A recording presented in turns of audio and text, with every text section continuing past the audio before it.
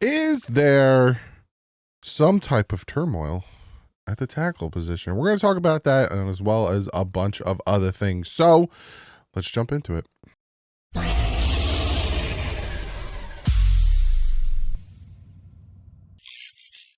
What is up, Finn fans? So, you see the title of the video and you're probably like, wait, what? What are you talking about, man? Well, you got Patrick Paul, who was a second round pick. You have Teron Armstead. We don't know if he's coming back or not. And I've seen a ton of mock drafts and I've seen a ton of analysts and whatever talk about the Dolphins need to address the tackle position and the Dolphins tackle. You don't take a tackle in the second round and just throw them to the wayside.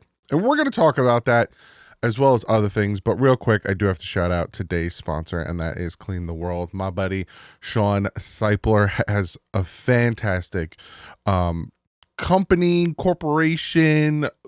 He's just doing really, really great things with Clean the World, with the Wash Foundation, which also helps people get clean drinking water. But he goes around, contacts hotels, takes their bars of soap that they're not using, cleans them, repurposes them, and gives them to people of need. He puts these kits together that I always have on hand right here. Socks, toothbrush, shampoo, bars of soap, all that good stuff. Doing it for 16 years this year, has reached millions of people, whether it's third world countries, natural disasters, the homeless, millions of bars of soap, hundreds of countries. Fantastic human being. He has some really great soft merch if you want to go check that out. But go check him out. Cleantheworld.org and also the Wash Foundation. Really great stuff. So, shout out to you, Sean. So, Barry Jackson came out with this article yesterday addressing, Madison, Artie Burns said some things, but he also has some news and notes. So we're going to kind of go over a little bit of what he has talked about. So, quarterback Artie Burns, he talks about being back with Miami. He says, being born and raised in Miami, to be a professional here is a dream come true. Miami has been the best opportunity for me to show my talents. Burns, 6 foot, said the Dolphins want to use his versatility. I could play corner and nickel. Those are the things they want to see me do. He said, I definitely want to be around the ball more to make more plays. Nickel can highlight that for me. Both positions present a bunch of opportunities. So I know Kader Kohou's still out there, and that is a possibility to bring him back. But obviously, Artie Burns is a possibility to be playing that nickel position. He is 29. Right. He said he thought he was going to be drafted to Miami in 2026, but the Dolphins opted for Laramie Tunsil, and then Burns went 26 to Pittsburgh. Obviously, if Laramie Tunsil falls to you, you had to take him. Steelers moved on from him after his rookie year, and all of that stuff happened. Burns said the Dolphins' defensive system is similar to the one he played with in Seattle. Seattle coach Mike McDonald coached the Dolphins' defensive coordinator Anthony Weaver in Baltimore you know what I'm saying. Dolphins haven't signed a veteran starter to replace Kendall Fuller, at least to this point. That leaves Jalen Ramsey, Kader Kohou, and Brian Burns as the only corner on the roster with extensive NFL experience. The other corners on the roster, Cam, Ethan Bonner, Storm Duck, Isaiah Johnson, Ryan Cooper Jr., and Jason Maitre. If Burns makes the team, as expected, he will be the 51st player to suit up in the game. And then essentially Artie Burns is being brought in to kind of be, I honestly thought the Siren Neal, and that kind of seems like what he is going to be with a lot of what he has said. And unfortunately, Siren Neal has signed with somebody else. So he probably is going to see, Artie Burns is going to see a lot of special teamwork as well. And then he has a little here's and there's. New Dolphins running back Alexander Madison, who essentially flipped teams with the Raiders with Raheem Mostert, spoke with Coach McDaniel before signing here. McDaniel told me to bring my big boy pants down to South Beach. It's an exciting offense, an exciting team to be part of. I see a lot of benefits being a part of this offense. He would help. His short yardage conversions, I think it was like 23 out of 26 on 3rd and 1s and 4th and 1s. Madison, who has a good short yardage number in his career, said, I definitely expect to be in the role of using my pads and physicality. The physicality and me being a bigger bruiser type of back was mentioned by McDaniel. I will bring a different level of physicality. I was blessed with a certain type of running style and technique that allows me to break tackles, which the Dolphins need, especially in the red zone where we tend to throw it instead of really focusing on the run. Barry Jackson said, it looks like the Dolphins will open up the safety competition among Fatu Melifonwu, Ashton Davis. You go from a Fatu Melifonwu, the next name is Ashton Davis. You want to throw a little spice on it instead of Shantin. And Elijah Campbell, 3 veterans who have never been full-time starters and hope two starters emerge.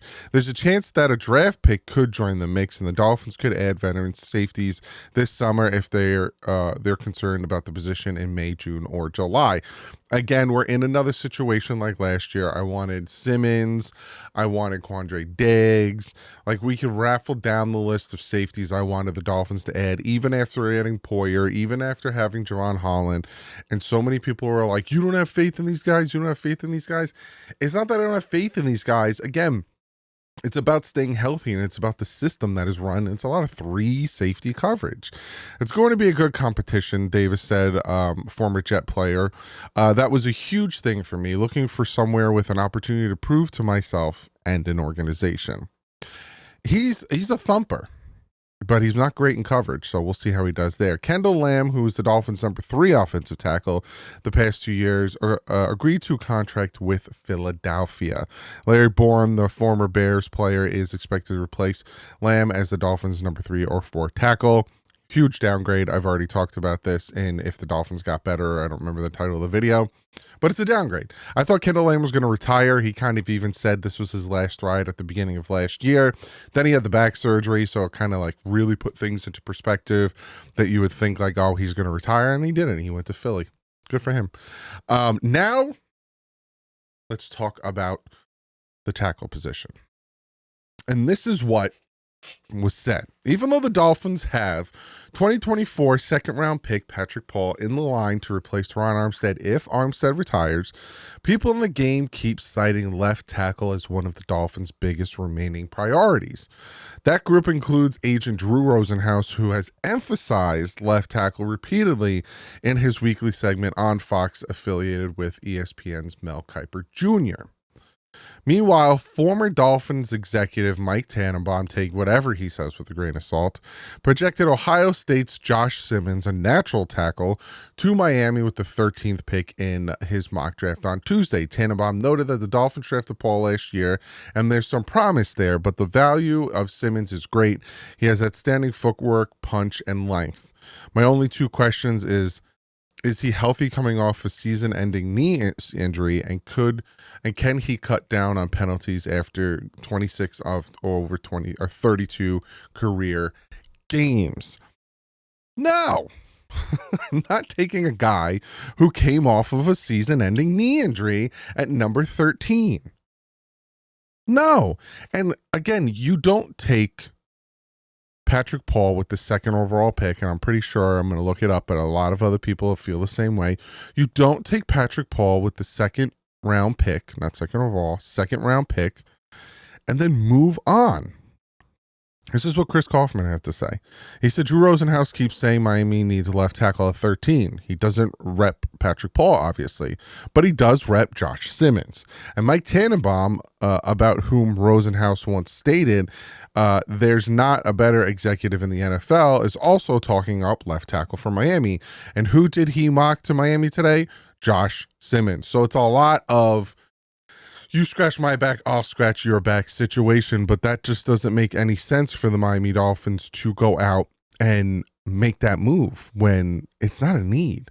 Again, you took Patrick Paul, and the Dolphins are literally sitting back and waiting for Teron Armstead to make a decision if he's going to come back or not. That's why he took such a big pay cut to stay with the team, to kind of help the team out.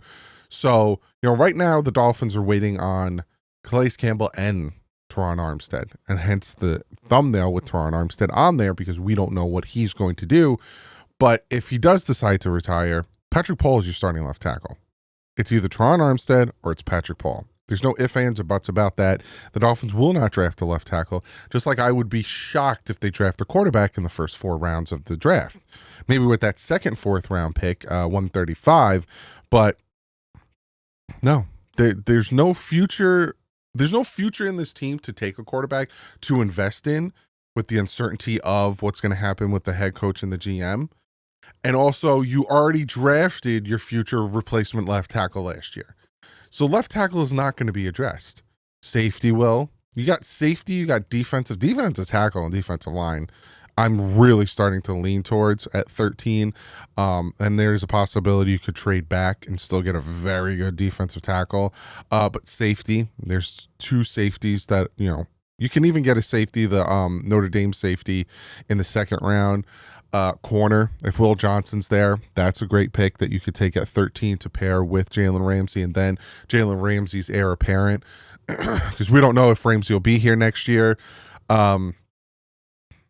Guard, but the Dolphins are not taking a guard at 13. If you know Chris Greer, he's not taking a guard at 13. 2nd round, I'll take a guard, not in the 1st round. So to me, 1st round is like premium pick-ish. So you're looking at safety, you're looking at corner, you're looking at defensive tackle. I don't think they'll take an edge. No. I'm going to go more into this. Obviously, we're going to needs going into the draft and who I think they'll take. And, I'm going to do mock drafts and all that stuff. But when it comes to the tackle position, especially left tackle, right tackle, you got Austin Jackson, who just restructured his contract. There's your starting tackles. It's either Teron Armstead or Patrick Paul and Austin Jackson. Those are your starting tackles. Then your guard is James Daniels. Your center is Aaron Brewer. We don't know who our left guard is. That's what we need. We need a left guard right now. Plain simple. So comment below. Let me know what you guys think. What do you think about all the stuff that was said? What do you think about the tackle position? Do you agree with me that left tackle is not going to be a pick in that 1st round? Or do you think they'll take it and move on from Patrick Paul so quickly? Comment below. Let me know what you guys think, and I will see you in the next one. But like usual, stay classy. If it's up.